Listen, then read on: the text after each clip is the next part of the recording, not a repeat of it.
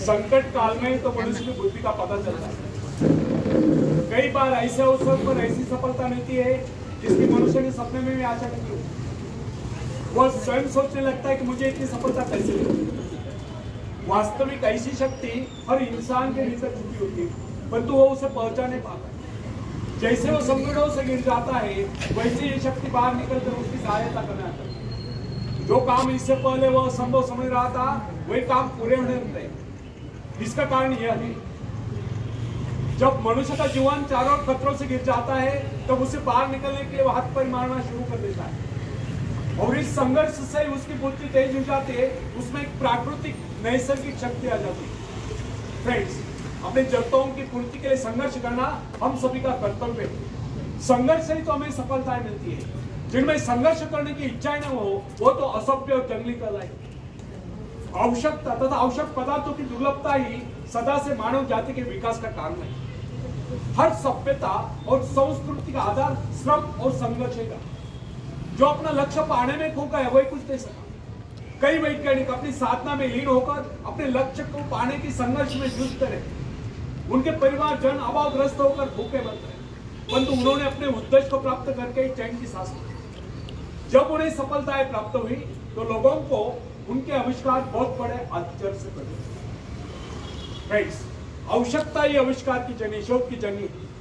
यह जरूरत का ही कमाल है जिसने मानवीय सभ्यता को कहां से कहां पहुंचा दिया।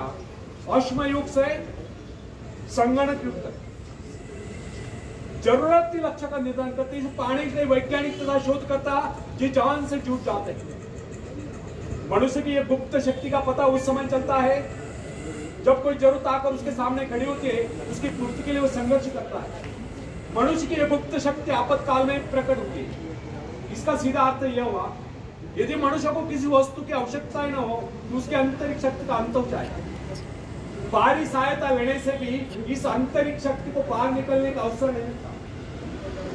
जो काम इस शक्ति द्वारा लिया जाने वाला था, वही काम हम दूसरों की सहायता लेकर झटपट कर डालते हैं, पंगु तथा शक्तिहीन बने रहते हैं। इसलिए फ्रेंड्स, एक बात कदापि नहीं भूलनी चाहिए कि अपने दूसरों की सहायता लेने के बजाय अपने आंतरिक शक्तियों की सहायता लेना हमारे लिए अधिक उचित होगा। क्योंकि आत्मनिर्भरता एक ऐसी शक्ति है जो मित्रता यानी कि मित्रों से भी सहायता, किती वाजेपर्यंत प्रभाव, दूसरों का प्रभाव, धन संपत्ति, दानकरी काम, पैसे से लेवा काम, ऊंचा वंश यानी कि ऊंचे खानदान में जन्म को आई व्यक्ति का सहारा लेना, या बाहरी किसी भी प्रकार की सहायता, इन सब की सामूहिक शक्ति से ही शक्तिशाली होती है। इन शॉर्ट, आत्मनिर्भरता एक ऐसी शक्ति है जो मित्रता, प्रभाव, धन संपत्ति, ऊंचा वंश या बाहरी किसी भी प्रकार की सहायता, इन सब की सामूहिक शक्ति से ही शक्तिशाली होती है। आत्मनिर्भरता की सहायता लेकर मनुष्य भीषण से भीषण बाधाओं को भी पार कर जाता है, भयंकर कठिनाइयों पर भी विजय प्राप्त करता है, बड़े से बड़े आविष्कार यानी कि शोध करने में भी सफल हो जाता है। इंसानी गुणों में सबसे अधिक शक्ति आत्मनिर्भरता की।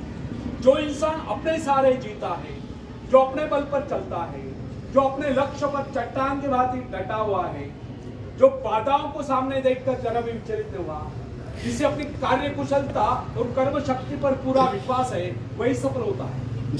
सत्य, पवित्रता और सुंदरता पर प्यार करना मनुष्य का स्वभाव। जो व्यक्ति मौलिक विचारों के बल पर जीता है, जिसके कुछ सिद्धांत हैं जिन पर वह अड़ुल रहता है, जो अपने वस्तुओं पर दृढ़ता से कायम है, लोग उसे आश्चर्य से देखते, उसके अनुयायी यानी कि शिष्य बनने का प्रयत्न करते, क्योंकि लोगों के दृष्टि में महान है। फ्रेंड्स, यदि आप भी महान बनना चाहते हो तो अपनी शक्तियों को पहचानो। ईश्वर ने जो शक्ति आपको प्रदान की है, वो आपके भीतर छुपी हुई, उसे जगा कर बाहर लाओ। यदि आप उसे जगाने में सफल हो गए, तो सफलताएं आपके कदमों तले होगी और आप कामयाबी के शिखर पर होंगे। आखिरी में हरिवंश राय बच्चन जी की कविता में पेश करता हूं, आप भी मुझे साथ देंगे। लहरों से डरकर नौका पार नहीं होती, कोशिश करने वालों की कभी हार नहीं होती, कोशिश करने वालों की कभी हार नहीं होती। नन्ही चींटी जब दाना लेकर चलती है, चढ़ती दीवारों पर 100 बार फिसलती है। नन्ही चींटी जब दाना लेकर चलती है, चढ़ती दीवारों पर 100 बार फिसलती है। मन का विश्वास रगों में सांस भरता है, चढ़कर गिरना, गिरकर चढ़ना न करता है। आखिर उसकी मेहनत बेकार नहीं होती, कोशिश करने वालों की कभी हार नहीं होती। डुबकिया सिंधु में गोताखोर लगाता है, सिंधु में नहीं समुद्र में, डुबकिया सिंधु में गोताखोर लगाता है, जा जाकर खाली हाथ लौट कर आता है। मिलते नहीं सोची मोती गहरे पानी में, मिलते नहीं सोची मोती गहरे पानी में, मुट्ठी उसकी खाली हर बार नहीं होती, कोशिश करने वालों की कभी हार नहीं होती। आखिरी पद आप सबके लिए बहुत इंपॉर्टेंट है, आप सब अच्छे नंबर दिलाकर पास हो, यही शुभकामना रखता हूँ। तो भी अगर कोई एक आध दो विद्यार्थी एक आध दो सब्जेक्ट में फेल भी हो जाता है तो मायूस नहीं होने का, निराश नहीं होने का, टेक्स्ट कर फिर स्टडी करने का और सफल हो जाने का। तो आप सबके लिए ये आखिरी पद मैं देता हूँ, पेश करता हूँ। असफलता एक चुनौती, इसे स्वीकार करो। असफलता एक चुनौती है, इसे स्वीकार करो। क्या कमी रह गई देखो और सुधार करो। जब तक न सफल हो नींद चैन को त्यागो तुम, संघर्ष का मैदान छोड़कर मत भागो तुम। कुछ के बगैर ही जय जयकार नहीं होती, कोशिश करने वालों की कभी हार नहीं होती, कोशिश करने वालों की कभी हार नहीं होती। धन्यवाद।